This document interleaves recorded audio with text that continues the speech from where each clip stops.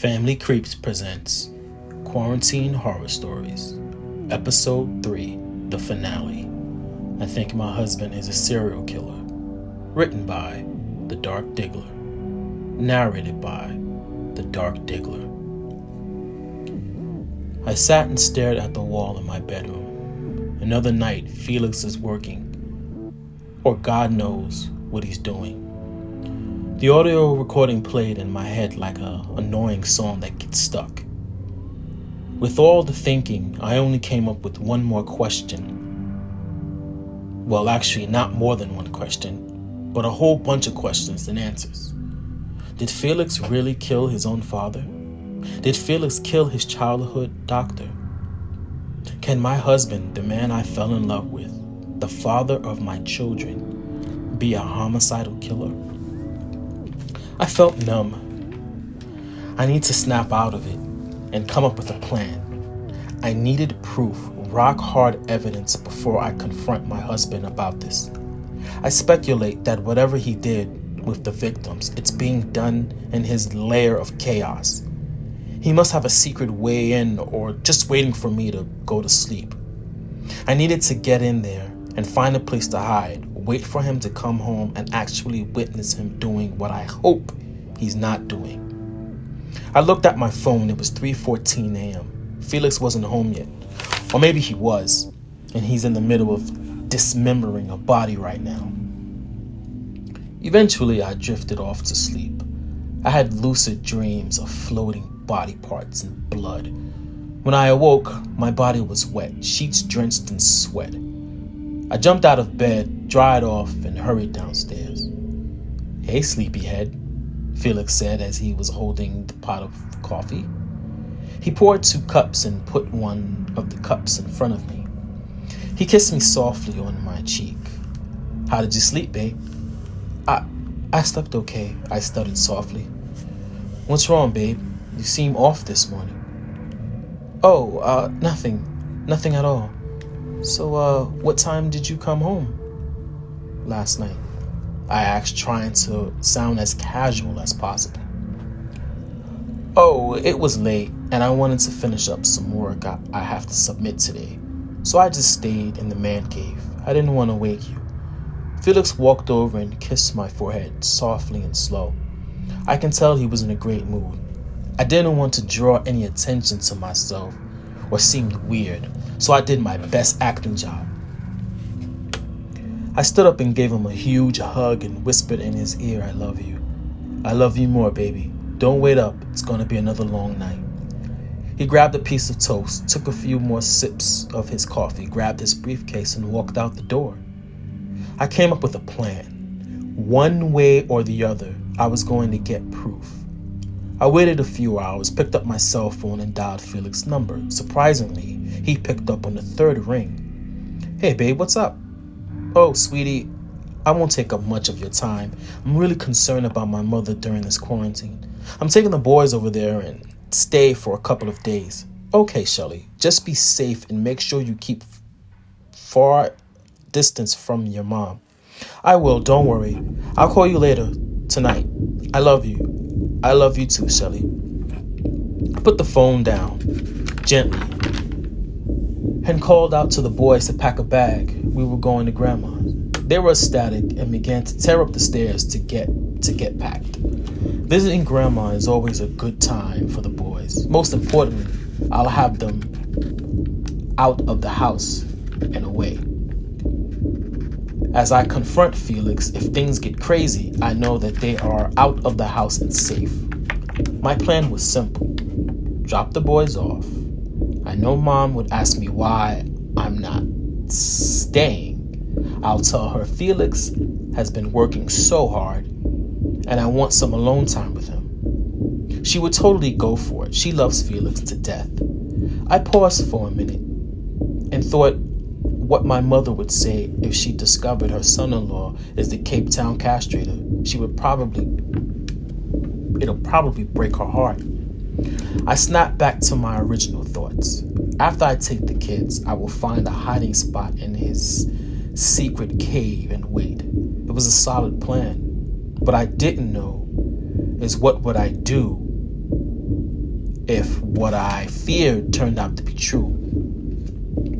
I'll cross that bridge when I get there, I thought to myself. The boys got ready fast and I took them to Grandma's. My mom and I had small talk for a bit. I answered her questions, but my mind was in a totally different place.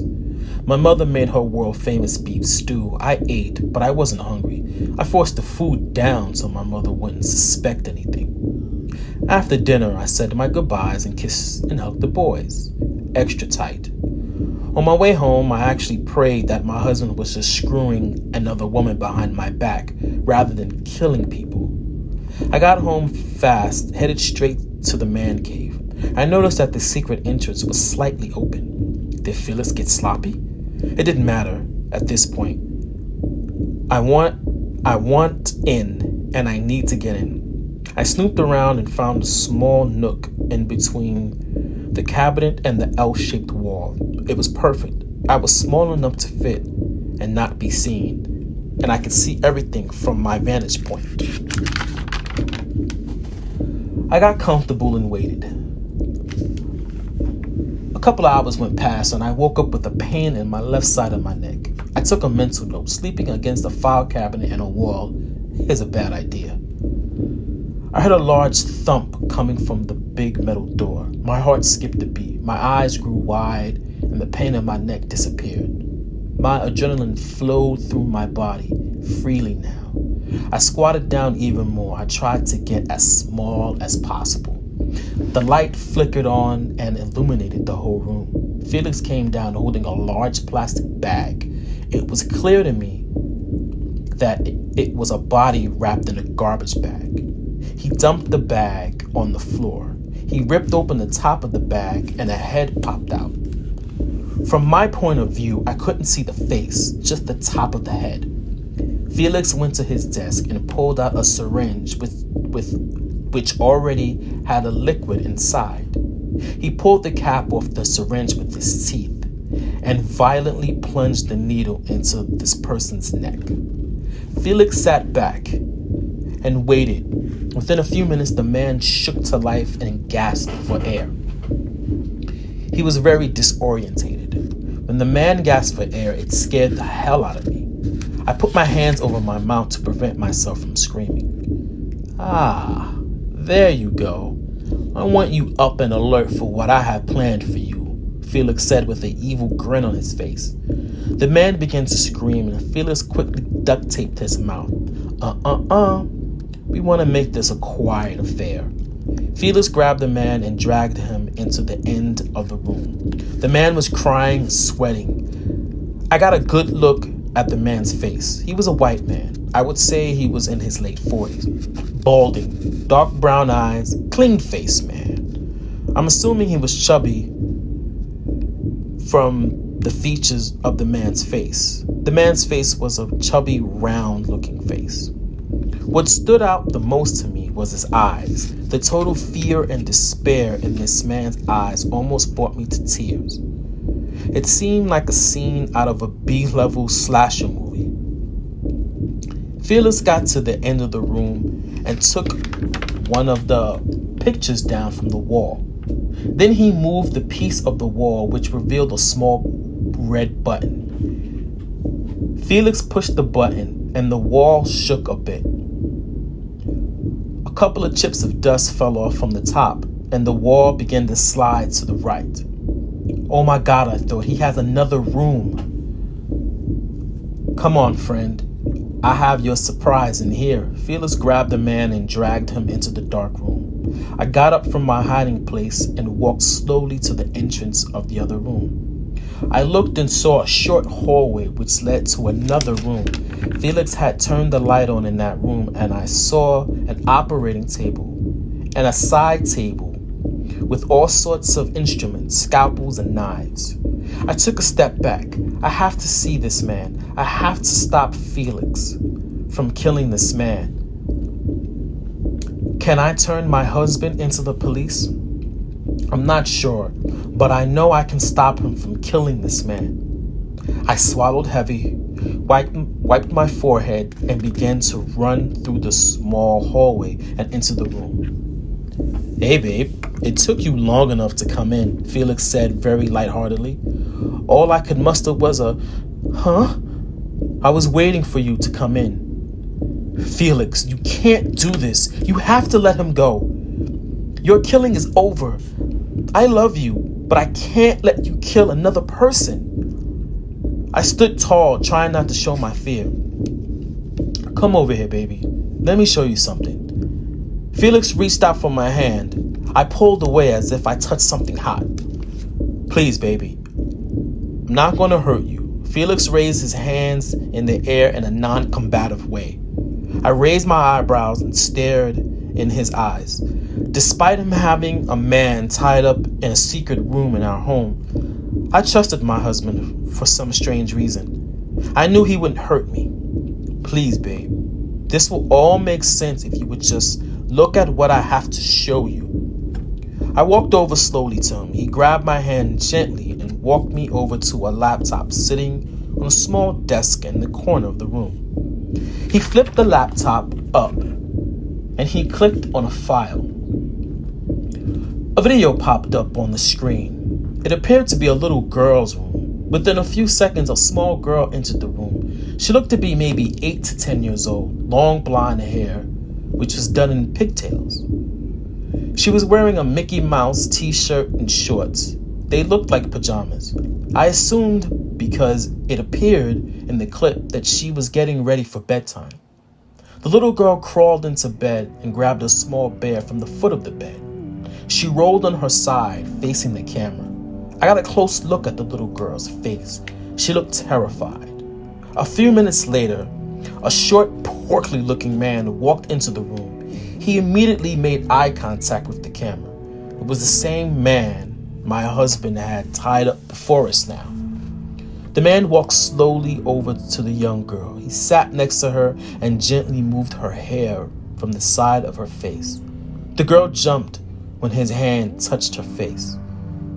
Hey, sweetie, don't be scared. It's okay. The man kissed the girl on her cheek. No, Daddy, I don't want to, the little girl said as she began to cry. Shh, it won't hurt. Just do what you did the last time, sweetheart. It's okay. The man turned the girl over. The rest of the video made me sick to my stomach, and I puked up Mom's beef stew dinner. I begged Felix to turn it off, but he didn't. He told me to watch it, let it sink in. I slammed the laptop closed. I turned and faced the monster that laid on the ground. I walked over and spat in his face. Felix nodded his head in agreement. This is my work, Michelle. I rid the earth of vile, disgusting animals like this man. But Felix, why not turn him over to the police? Felix laughed loudly. The police? This type of crime doesn't come with a life sentence unless it's a homicide. They do their time and get out and do it all over again. This is the final solution to the problem. Total annihilation. That little girl will never be the same again. At least she doesn't have to worry about this bastard anymore. But why you? Why do you have to be the one? I was weak, Michelle. Before I killed my father, that bastard raped me for years. He stole my light, my energy. I decided to get my light back. I didn't kill him. That's my biggest mistake. His death didn't come from my hands. Yes, I set it up, but I didn't do the deed myself. I got some of my light back, but not all. My doctor, the man that was supposed to help me, he tried to hurt me too. But you already know from the files that you heard what happened to him. My mouth hit the floor. How did you know? My face was stern, sweat pouring from my face. Michelle, I have killed 8 men. The police have no clue. That takes skill, timing, planning, and being 10 steps ahead of the authorities. You really think I would have this secret layer and not have security cameras? I stood there dumbfounded. He was right. That thought never entered my mind. I was surprised it took you this long to figure it out. I set it up. I wanted you to find out what I do. Why would you want that? Because I want you to help me find more of them. You can't be serious, I asked, holding my head with both my hands. Yes, Shelly, I'm serious. I've been planning this for years. Why do you think I pushed so hard for you to work at that prestige huge law firm office? What are you talking about, Felix? I know your law firm office defends some of the scum of the earth all over the state. I don't have to work hard to find these devils. Your law firm is the Amazon of pedophiles. Wait, Felix. You want me to help you find people to kill? Yes, I do. I laughed, although nothing was funny. I can't do that. Yes, you can, Shelly. You're just scared. With you by my side, we can do great work together. Think about it, Shelly. For once, use your head and not your heart. You know this is the right thing to do. You mean to tell me you think that this piece of shit deserves to live after what he did to his own daughter? Felix was right. He was right about that. The things he did to that poor girl was horrific. No, he doesn't deserve to live. But we can't be judge, jury, and executioner, Felix. We just can't. Yes, we can, Michelle. It's our duty. We have to make the world right. And we could do it step by step, little by little, starting right here, right now. What do you always say about Batman, Shelly? What? What are you talking about? What does Batman have to do with any of this? You said Batman is a half measure, a cat chasing his tail. He will never save Gotham because he will never do what truly needs to be done. Kill his enemies so they can never commit a crime or murder again. Those animals I killed, all bad people, baby rapists, kitty porn, pedophiles. I put them all down. They stay down, never to hurt another child again. I stood shaking my head. I don't know if I can kill. I'm not asking you to kill. I'm asking you to help me find more of them. Please let me go, the man mumbled. I almost forgot he was there. Shut up, you bastard. I walked over and slapped him across the face. What about our family? What if we get caught? We won't get caught. And if so, there will be contingencies in place to take care of my family. You know this. Felix walked over to me and put both hands on my shoulder. Baby, you know I'm right. Please, lady, help me. I was interrupted by the man on the floor. I said shut the fuck up. Fuck you, you stupid bitch. I'm someone important.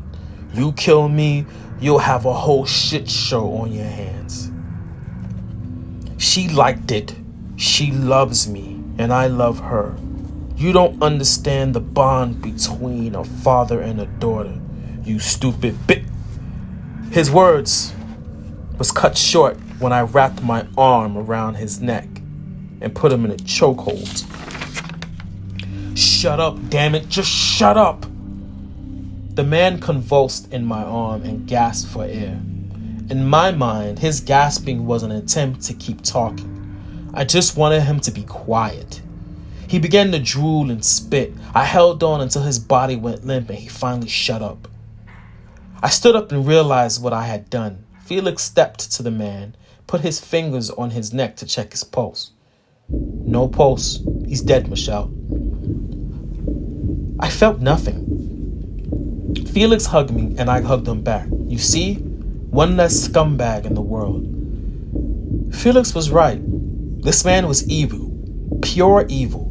I thought I wouldn't be able to kill a man, but Felix isn't killing men. He's killing monsters. Don't worry, baby. I'll take care of the body. How? I asked. It's better you don't know the details of my work. Like I said, I just need you to help me find these bastards. Through your connections with your law firm, I think we can do great things. I thought about it, sat back, took a deep breath. Okay, I can do that, Felix. I can definitely do that for you. Felix kissed me like he never kissed me before. I knew you would understand. I can set things up and start on Monday if you like. That'd be good, Shelly. Now head upstairs. I'll take care of this mess. I kissed Felix and went upstairs, took a shower, changed my clothes. I tried to get some sleep, but my adrenaline was pumping heavy.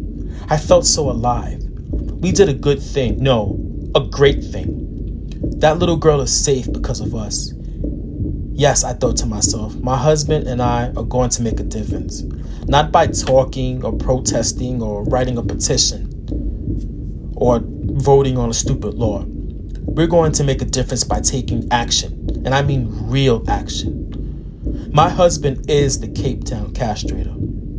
And I'm proud of him. Hey guys, it's Rod Diggler. Excuse me.